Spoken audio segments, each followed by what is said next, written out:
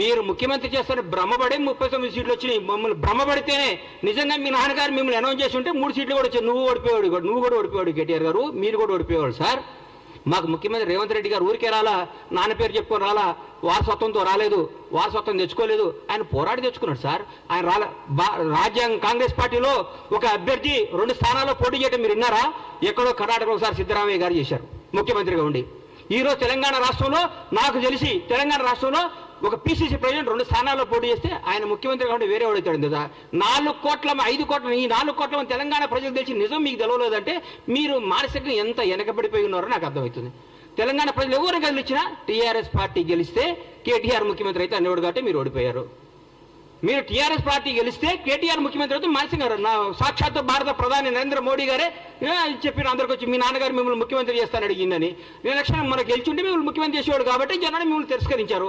మాకు రేవంత్ రెడ్డి గారు ముఖ్యమంత్రి అవుతాడని ఆయన పీసీసీ పగ్గాలు చేపట్టినప్పుడే పీసీసీ ఆయన చేసుకున్న పోరాట పత్రం చేస్తున్నాడే ఆయన అధిక ఎలక్షన్ పోయినప్పుడు మాకు రేవంత్ రెడ్డి గారు ముఖ్యమంత్రి అవుతాడు తెలంగాణ ప్రజలందరికీ క్లారిటీ ఉంది. మీరు దయచేసి చెప్తున్నా ఇకనన్నా మీరు మీ వాస్తవాలు తెలుసుకోండి. మీరు తీసేసిన తహసీల్దారు, మీరు రిటైర్డ్ అయిపోయారు, మీరు రాజకీయంగా పనికిరారు, మీరు రాజకీయంగా వేస్ట్. మీరు మన అసెంబ్లీలో కూడా మీరు కామ్గా కూర్చుంటే హరీష్ రావు గారు మాట్లాడారు, మా వాళ్ళు సమాధానం చెప్పారు. మీరు దేనికి పనికిరారు, మీరు అమెరికాలో ఇల్లు కొనుక్కోవడానికి వెళ్ళొచ్చారు, మంచిగా సెటిల్ అవ్వండి, బాగుండండి, మీరు చేసిన తప్పులంటికి ఆన్సర్ ఇవ్వండి. తప్పులు చేస్తే చట్టం తన పని చేసుకోబోతుంది. మీ దగ్గర పనిచేసిన వాళ్ళే వచ్చి అప్రూవల్గా మారి బాబు మాకేం సంబంధం లేదు, కేటీఆర్ గారు చేయమంటే మేము తప్పులు చేసాం, మాకేం సంబంధం లేదని చెప్తున్నారు. అందరినీ లెక్కలతో తీసి మీ అందరికీ అప్పచెప్తాడు. ఇది తెలంగాణ ప్రజల సొమ్ము, ఇది తెలంగాణ ప్రజల ఆస్తి, దీన్ని ఎవరు దోసుకున్నా ఊరుకోరు, ఎవరు దోసుకున్నా ఒప్పుకోరు. చట్టం తను చేసుకోబోతుంది. దయచేసి మీ అందరికీ చెప్పేది ఏంటంటే కేటీఆర్ గారు దయచేసి మా ప్రభుత్వం చేస్తున్న పనులు మెచ్చుకోండి. మీరు మెచ్చుకోకపోయినా చూసి ఆనందించండి. అయ్యో మేము ఎందుకు చేయలేదా అని అనండి. మీరు గ్యారెంటీలు చేయలేరు అన్నారు, చేశారు కదా. 2 గ్యారెంటీలు అయిపోయినాయి, వచ్చి 2 రోజులు 2 గ్యారెంటీలు అయిపోయి 4 అయిపోయినాయి. ఆ 2 గ్యారెంటీ కూడా చేస్తారు. 2 రోజులు, 1 వారంలో నెలలోనూ చేసేస్తారు.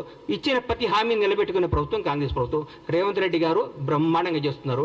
దయచేసి మెచ్చుకొని మమ్మల్ని చూసి ఈర్ష్యపడకుండా అయ్యో నెక్స్ట్ భగవంతుడి వల్ల మేము అధికారంలోకి వస్తే 10 ఏళ్ల తర్వాత మేము ఇట్లా చేయాలని ఆలోచించండి అని కోరుకుంటున్నాను. రోజా ఏం చెప్పారండి? రోజా గారి గురించి, రోజా డైమండ్ రాణి, ఆమె గురించి ఏం మాట్లాడతాం? ఆమెకు సీట్ వస్తుందో రాదో డౌటు. రోజా రేవంత్ రెడ్డి యాక్సిడెంటల్ సీఎం కాదు, ఆమె ఎవరి దగ్గర పనిచేస్తుంది? ఆయన యాక్సిడెంట్ సీఎం. రేవంత్ రెడ్డి గారు ఫైటర్ రేవంత్ రెడ్డి గారు ఫైటర్, పోరాడిన యోధుడు.